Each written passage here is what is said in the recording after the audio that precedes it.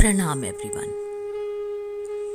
चौथे अध्याय में, जिसका नाम ज्ञान कर्म संन्यास योग है, यह बताया गया है कि ज्ञान प्राप्त करके कर्म करते हुए भी कर्म संन्यास का फल किस उपाय से प्राप्त किया जा सकता है।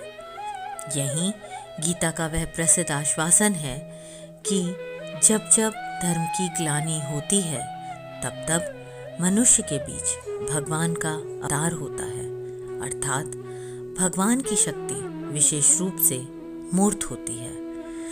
यहीं पर एक वाक्य विशेष ध्यान देने योग्य है। शिम्प्रहि मानुषे लोके सिद्धिर्भवति कर्मजा।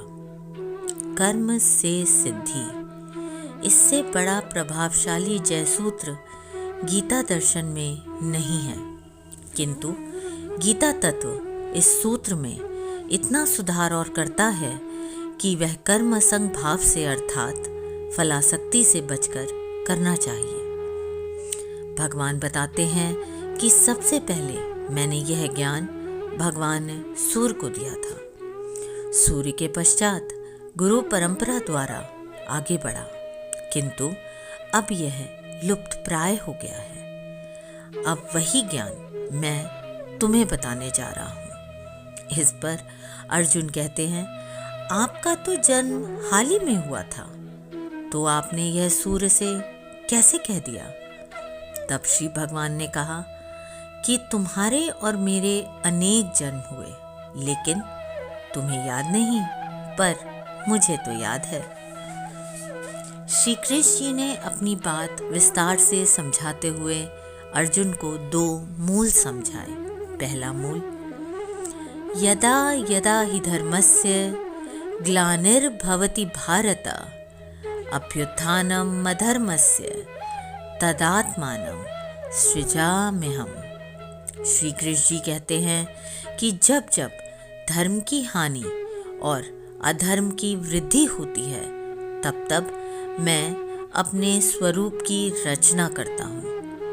और दूसरे मूल में उन्होंने कहा, परित्राणाय साधूनां विनाशाय च दुष्कृतां धर्म संस्थापनार्थाय संभवामि युगे युगे।